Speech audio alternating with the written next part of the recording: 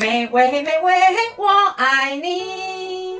咳嗽时不能吃橘子，是因为橘子太冷吗？按赞分享。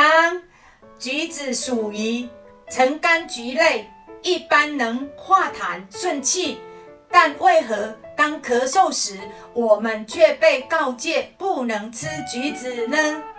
原因是橘子会增加呼吸道分泌，促使痰涎排出，但痰涎增加多时，我们会本能的多咳几声，所以才造成橙柑橘越吃越咳的假象。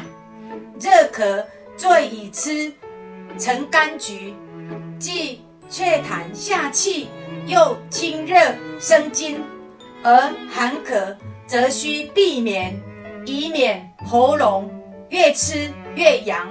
所以咳痰为黄或痰黄时，可以吃橘子来化痰顺气；而寒咳、干咳或久咳则不宜吃橘子。你学会了吗？按赞分享。